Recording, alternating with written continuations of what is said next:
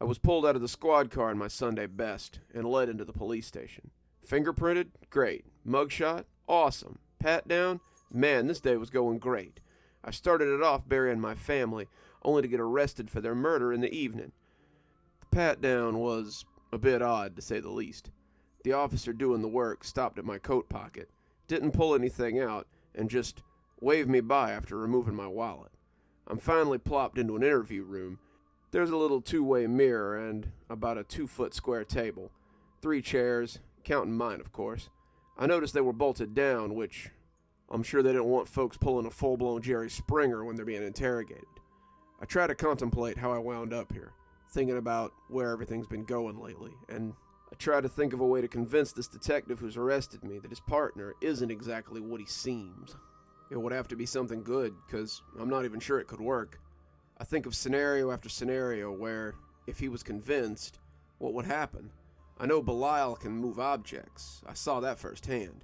Something tells me that if I hadn't been handed a highly sacred object, he'd have been able to pull me too.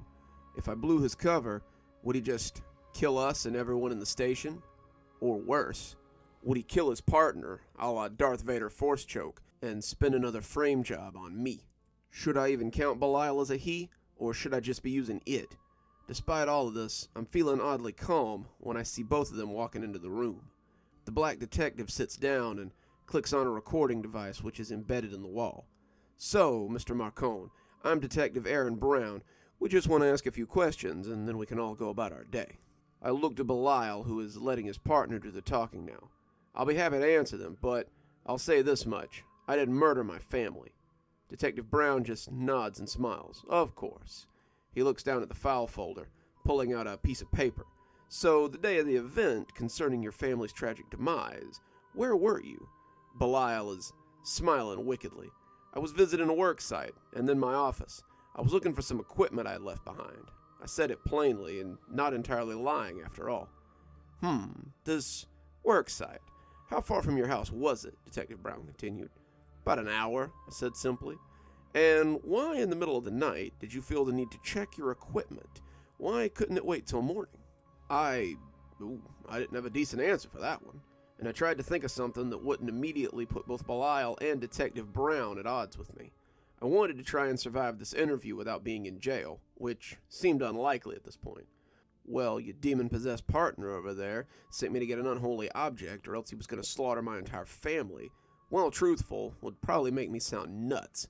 Despite that being the truth, I decided to stick with my lie. I was afraid it might get stolen, and it was pretty expensive. Well, that makes sense. What piece of equipment was it, if you don't mind me asking? Of all the cops in all the world, I get the one competent bastard that can smell BS from a mile away, don't I? Remember, folks, get your lie straight before you get in the hot seat. It was a sandblaster, actually. Fairly large one, too. At least a couple of grand for that, right?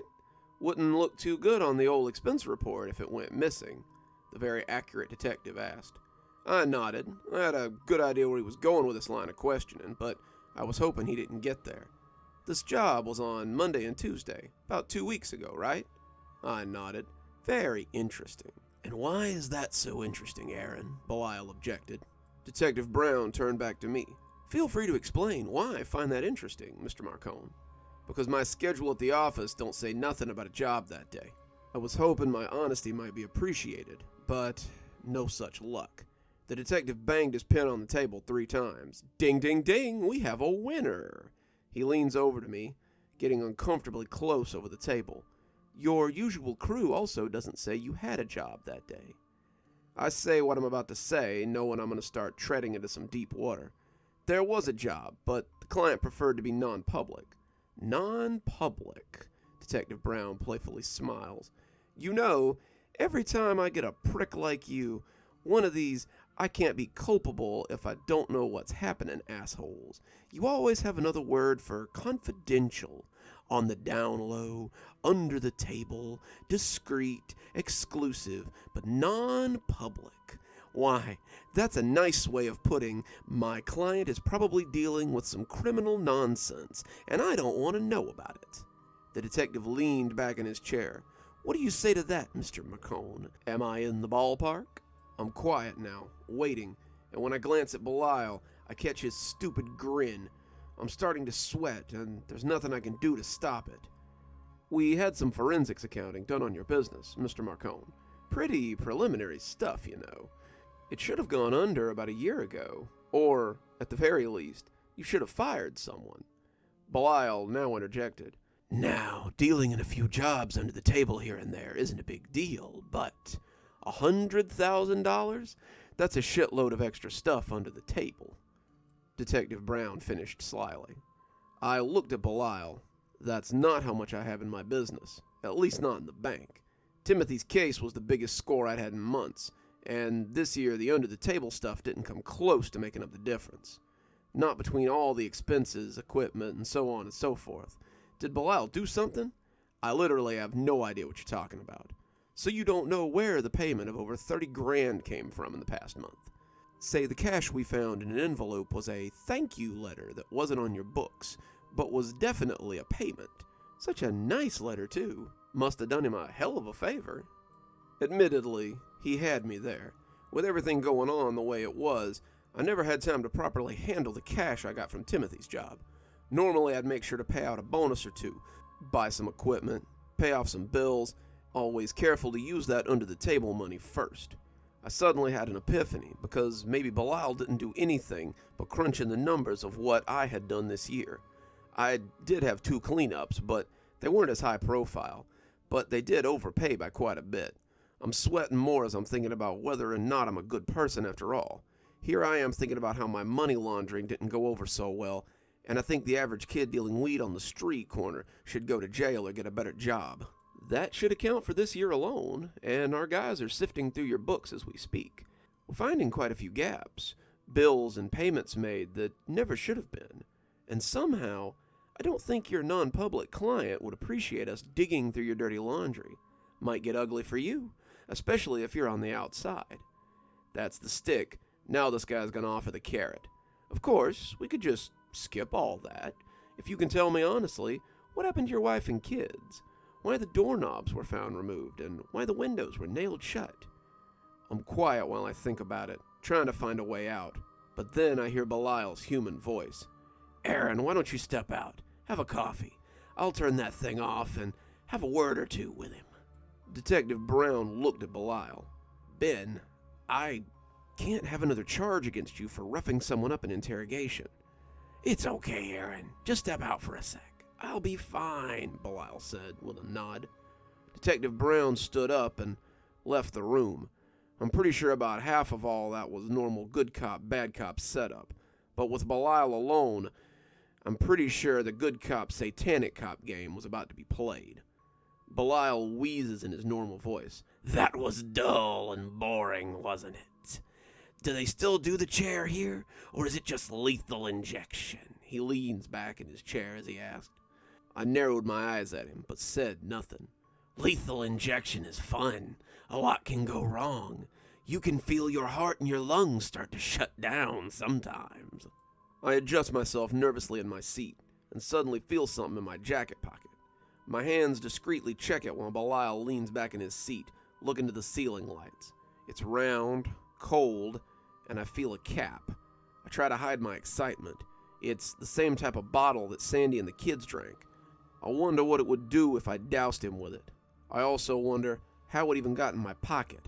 But I'm much more concerned with what it's going to do for me here and now. You know, beheadings were technically more painless. Belial looks back at me, his eyes on me again. I miss beheadings. He moves his now healed left hand up to his temple, resting his head on his hand.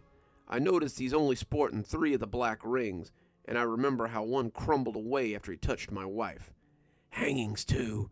Nothing beats when the rope doesn't snap the neck, and you're just left behind strangling on the rope, all while you piss and crap yourself in front of a crowd. Now or never, I think, and I thump the cap off the bottle. Shut up! Belial gazes at me, taken aback. What if I don't, Red Fred? I remember what my mother used to say whenever she felt she was dealing with things possessed in the house. Normally it was a dryer on the fritz or a bird that somehow managed to get in, but the phrase rang pretty clearly in my head for some reason the second the bottle was opened in my pocket. I hoped I wasn't going to look like a complete moron if this didn't work. I splashed the contents of the bottle on my hand first, and then in his face. I made sure I got every one of those damn rings covered in the water too. While I did, I shouted, "In the name of Jesus Christ, get thee behind me!" Steam erupted from his rings, and he gasped suddenly in intense pain. He choked as he inhaled the rising steam from his hands. He stood up quick and pressed himself against the wall, and he began to flail as if he couldn't breathe. I kept splashing him and got a bit on myself in the process, but I was a bit too frantic at this point. I remember every time I saw an exorcism flick, they start chanting, "In the name of the Father, the Son, and the Holy Spirit, leave this man," interjected with a few, "The power of Christ compels you." If not for the apparently seizing man across from me, I would have likely looked ridiculous. Belial was wheezing and hacking, his rings having broken and crumbled to the ground. I feel like I'm missing something serious in all this, because he's still right in front of me, his yellow eyes swirling and glaring at me. I can almost hear his voice in my head saying, "When I get through with this, I'm gonna murder you." I'm pretty sure I'm just pissing him off, but he's definitely weakened. I took the bottle and I noticed something was written on it. Maybe a parable? I splashed Belial one more time and read the bottle, then give my own grin to him and read the writing on the top. "Most glorious Prince of Presence, Saint Enoch, the knower of secrets, heavenly scribe, the governor of the world, expel from this cursed flesh the fallen before me." After the words left my lips, I felt a little dizzy. I'm not sure if it's because I just might have successfully cast off an all-powerful demon prince, or because I'm being tackled by Detective Brown. Either way, when I hit the floor, I'm completely winded and not sure if I can keep chanting. "What in the hell did you just do to my partner?" Detective Brown states. From this point on, things have gone far too south far too quickly. Maybe he did just go for a coffee and come back to see his partner being doused in what looked like acid from the outside. Both of us are distracted, however, as the screams coming from Belial change pitch. Suddenly they go higher, shrieking, and I watch his mouth open unnaturally wide as his head points upward. His back arches unnaturally, arms stiffening at his sides as he begins to shake. The form of a man crawls out of his open mouth, naked from the waist up. His eyes are yellow and black, swirling with smoke. His form is translucent. His brow is furrowed and a long black hair seems to float over him as if he's underwater. His face, his body, his arms, his hands, every part of him looks physically perfect, as if some male fitness model had just appeared out of this guy's mouth. His form grows. It fills the room, moving over the ceiling as I notice a pair of black wings appear to be on either side of him. They look like black flames. The flames rise from each wing and seem to make the room hotter. Ash falls from the bottom of each. The wings are so large they fill the entire room and block off the exit. I'm suddenly hit with a strong scent of sulfur, and the shrieking from the physical body of Benjamin grows louder. Belial's left hand reaches out towards me, his teeth gritted. "Fred!" His voice hisses out louder than I had heard it before, no longer a wheeze, a vile breath reaching me, making me retch. "Not by you, you pathetic, sinful mortal!" He yells, his voice bellowing and shaking the room. "I will not be cast out by the likes of you!" The room shakes even more, his hands almost reaching me. His fingers appear to turn to smoke, and his hand grabs for my chest. His wings wrap around himself. Above him, there's a more terrifying sight. A spear pierces through him from above, again translucent, a massive hand holding it. The hand is black, clawed, and seems to be scaled like a lizard.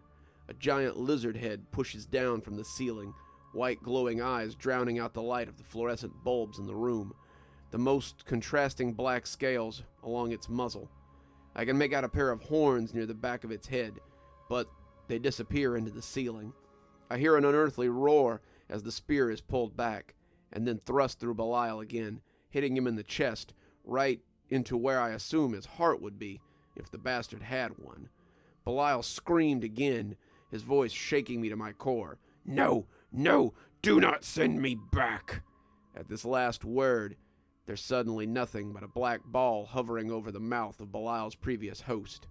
I see the black lizard's face open its maw and a white light douses the little ball over Belial's form. Suddenly, all the air seems to be sucked out of the room, and I feel a massive pressure smash into me and knock me and the detective into the far wall as the black ball seems to explode in bright white light. I hear nothing but the ringing in my ears after I hear glass shattering and the sounds of alarms blaring. Someone grabs me, hauls me out of the room. As I'm being shuffled away, dust and chaos all around me, I see Belial's body lying motionless on the floor, his partner shouting something or other to the other police officers. The officer who has me keeps pulling me away, roughly handling me. I feel weak, and I shield my eyes as I'm suddenly outside, then thrown into the back of a car. My ears barely stop ringing, and I think I've composed myself until the car starts up, speeding away, sirens blaring. I hear a Latin accent again from the front seat. "That was amazing, Fred. Good work." I look up and see Chavez wearing a policeman's cap and uniform, giving me a thumbs up. Right before I pass out, I realize that the cop who gave me the pat-down must have been Chavez. He put the water in my pocket. I begin to chuckle just before I lose consciousness. I was woken up by a knocking on the rear window. I groggily looked up to see Chavez smiling on the other side, now without the policeman's cap on. "Fred, wake up, man. Let's go." The door opened, and I was dragged out. Chavez got me to my feet, but I felt weak, and I could barely walk. "You did it, Fred. You did. Hang on a little bit longer, though." Everything started spinning. I couldn't go on, so I just fell to my knees. "St. Timothy!" Chavez shouted. "Quickly!" Before I knew what was going on, I could see Timothy rushing towards me. "You have to heal his spirit. The exorcism took a toll on him." "George, I don't know how," I heard Timothy admit. "Ask your grandmother." Chavez grabbed Timothy's hand and placed it on my forehead. Timothy took a breath, and suddenly I felt, well, better, I guess. I blinked, and my eyes started to clear. I started to get off my knees. By the time I was standing, I looked at Timothy in front of me, still wearing his trench coat, looking at his hand curiously. Chavez was thrilled. "I told you, Belial's interference wasn't enough to weaken the gift you passed on." Timothy nodded, seemingly in shock, and then looked to me. "You did well, Fred." "So, you're not an angel," I said, leaning up against the car to look at Timothy. Timothy shook his head, but Chavez protested. "He is, but he's young still. He doesn't know his own strength, Fred." "How do you know?" I asked Chavez, oddly. "Because I read, Fred. I read the Bible." He pointed to Timothy. "He's the grandson of St. Denia, daughter of Enoch." Timothy just nodded. "We can talk later, Chavez. I think Fred needs to know where he is." "That's your new home," Chavez said, smiling and pointing to a 2-story house. I looked around. There seemed to be a few houses sprinkled here and there, but it kind of looked like I was in the middle of nowhere. Timothy and Chavez made their way down the walkway towards the 2-story house, and I followed them. When Timothy got to the door, he knocked 3 times. "Fred's here," Timothy said. The door opened, and I saw Sandy's smiling face. I ran past Chavez and Timothy and hugged and kissed her for what felt like too short a time, right up until I got a firm punch on the shoulder. Timothy and Chavez both winced. "Never take a job like that again," she said. "We were scared half to death." She took a deep breath. "Also, we're going to start going to church, like, a lot." "I thought you were dead. You and the boys," I said softly. Sandy suddenly glared at Timothy. "Oh, you did?" She suddenly charged at Timothy and proceeded to hammer his shoulder a few times, punctuating each hit with the word, "Timothy, how dare you do that to him?" "Sorry, Sandy," Timothy gasped in pain. She turned around sharply and walked back towards me. "The boys are playing video games, and they won't shut up about how much the internet sucks. Now get in there while I try to figure out dinner." I heard a litany of other complaints from her, from the stove to the refrigerator and the like, but they were pretty typical of Sandy. I walked inside, relieved to find my wife safe and still slightly crazy. I greeted the boys, and for the first time in weeks, I felt happy and free. After dinner, my boys challenged Chavez to some game or another, and I saw Timothy in the backyard looking over more than an acre of property that was apparently mine. The sun was setting in the distance. I walked towards him and looked over at him. "So how old are you?" I asked. 25, Timothy said. "Jesus, I got 15 years on you," I said plainly. "How, exactly, are you an angel?" Timothy only shook his head. "I'm hardly an angel. Certainly not a saint like George seems to think." "So what are you, then?"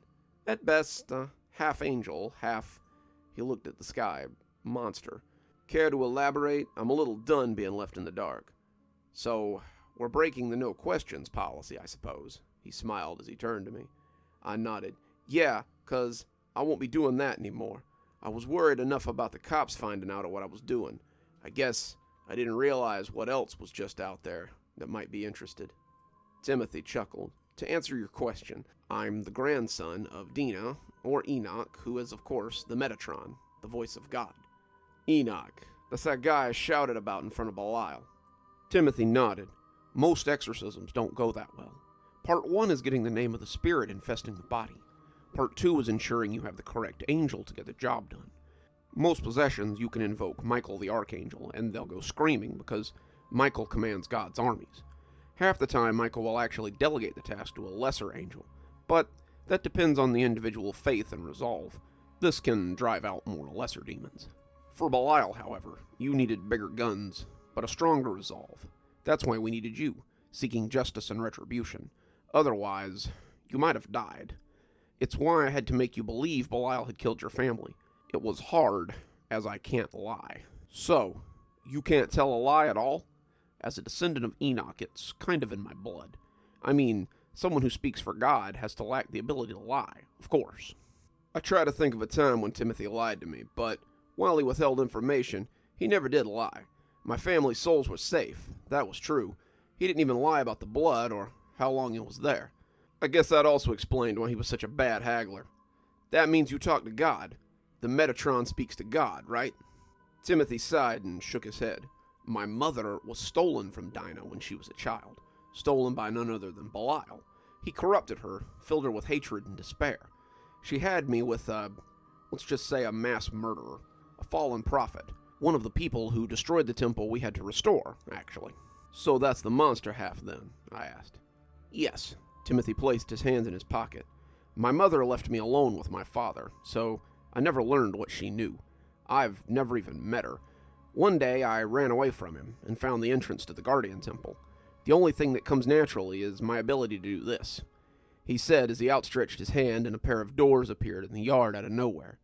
I looked, and inside, not well lit, was the room we used to work in, the room I had no desire to visit again. I used its gates to come to this world, joined the military, rose up in the ranks, and gained influence. Because, well, I'm going to fight my father. I'm going to stop him and his sister from destroying another world. To do that, I needed a base. I did my best, but I needed help to fix the temple up. So you called me. Timothy nodded again. I didn't lie about how I heard about you. Everything else is settled. How did you save my family? I thought they were dead. I saw the bodies. Timothy laughed. I got your message, and I did realize the mistake I'd made, that I didn't know where you or your family were. But you should thank Chavez. He knew where your address was. From there, I was able to will a gate open. I had just opened them in the basement and found your family there. Sandy is quite the smart woman, by the way. She had soaked towels in sheets and shoved them under the doors, windows, and was doing her best with the soaked blankets. She was shocked to see a pair of doors appear out of nowhere, but she ran regardless, taking the kids. From there, I was able to substitute some corpses, and Chavez and I figured a way for you to beat Belial. I raised an eyebrow. Why couldn't you defeat him? Timothy's smile weakened as he looked at my new house.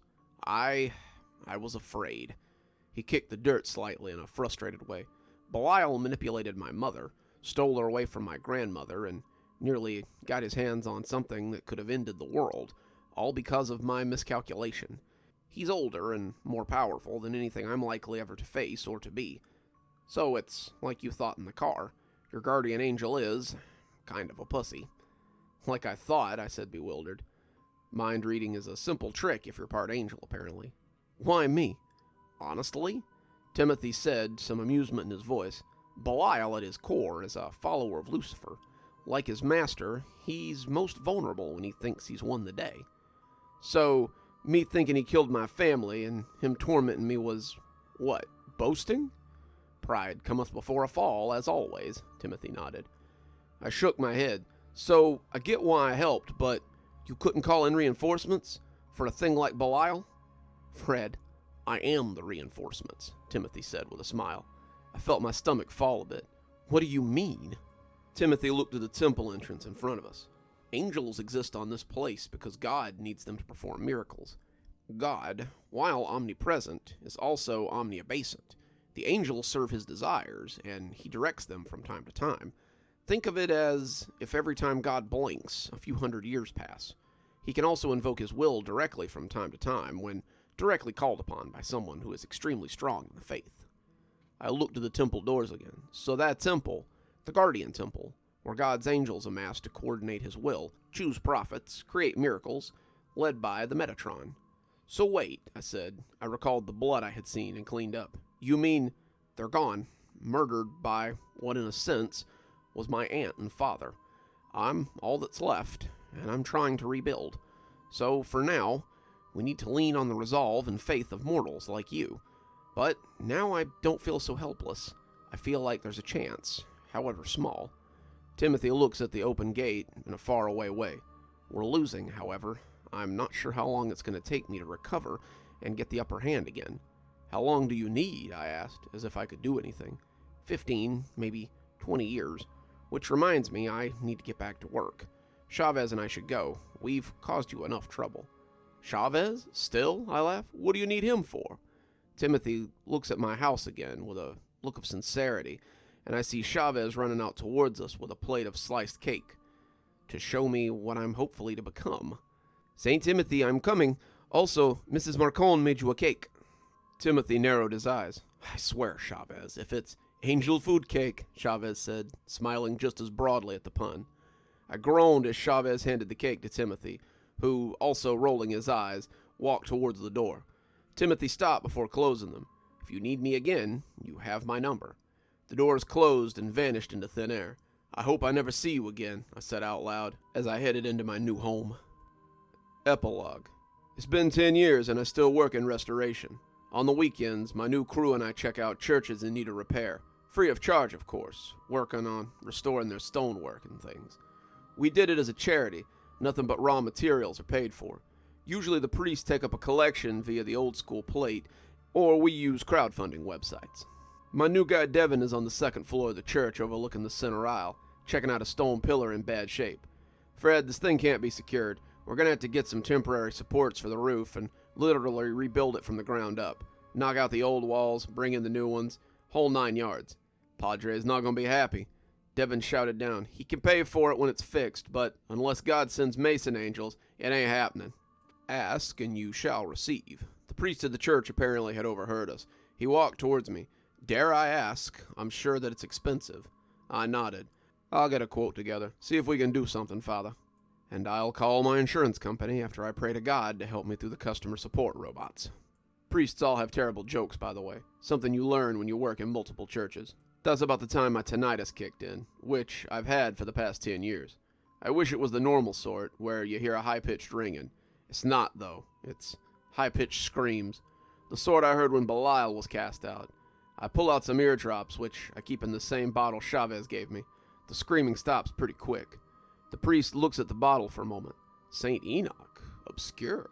I laughed. It was a gift from a friend of mine, Timothy.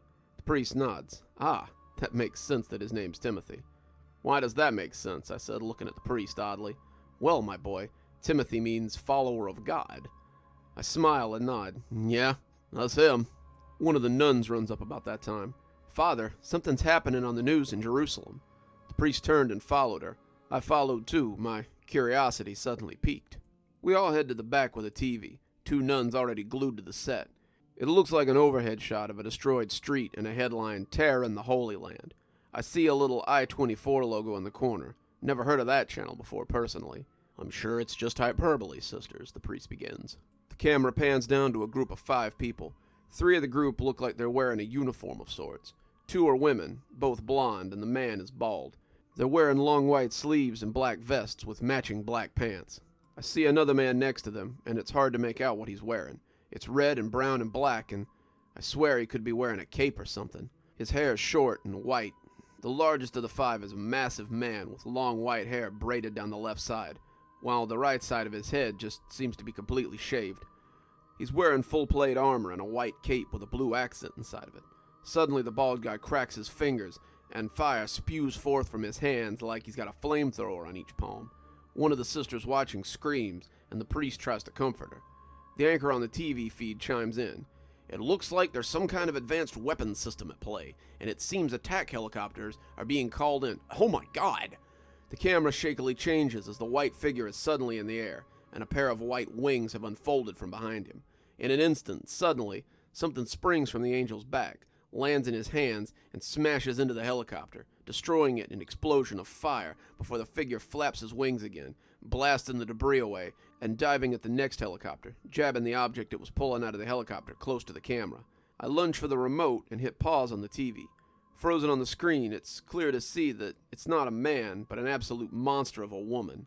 In her hand is a massive sword, huge and bulky, yet she seems to wield it without much effort. It looks like there's a blue omega symbol on one of her shoulders. I recall what happened to the helicopter when she swung at it. She destroyed it in a single blow. I remember the bloodstains on the temple as my hellish tinnitus kicks in again. I remember the gash on the floor as I spot the sword on the screen, Mike's voice echoing in my mind. Looks like a clean cut. One of the nuns asks, Is that an angel? My face goes pale as I realize who it is, what she can do, and what she has done. She's here now. The people Timothy are trying to stop. I try to fathom if Timothy has had enough time to get ready, if we have any hope at all. The priest suddenly starts speaking behind us, and I heard a voice amidst the four beasts, and I looked, and behold, a pale horse, and its name that sat on it was Death, and hell followed with it. Good evening, everyone. It's me, Dr. Plague. Thank you so much for joining me for tonight's story. Well, that was quite a story. If you enjoyed it half as much as I did, you can thank Glenn Jenkins because it was his recommendation, or you can go down to Zithero's page or his subreddit and thank him yourself, maybe see some of his other works. He's got some other things I might be reading on the channel, with his permission of course, and I can't wait to dive into some of these priest and exorcism stories he's got. Before we go, let's go ahead and thank our patrons. Thanks to Leslie Lou Riddle and Janet for being our Spooky Skeleton tier contributors. Thanks to Emily Coltsfoot and Zeronin for being our Ghostly Reader tier contributors. And thanks to Glenn Jenkins for being our Ghostwriter tier contributor. Thanks, everyone. We just couldn't do it without you. If you'd like to support the show, I always recommend you come on down to Patreon. For just $5 a month, you can enjoy all of the rewards we offer there, like getting your stories a day early, or getting your name read out at the end of every video. Patrons also get to suggest a story for my Monday stories, which is what you're listening to now. So, what are you waiting for? Come on down and have a look. If you've been enjoying the work we do here, I also recommend that you subscribe, maybe hit that notification bell so you don't miss a story. The algorithm seems to like the interaction as well, so if you'd like to leave a comment, go right ahead. I'd love to hear from you. As always, thanks for stopping by. Dr. Plague, signing off. Have a wonderful evening.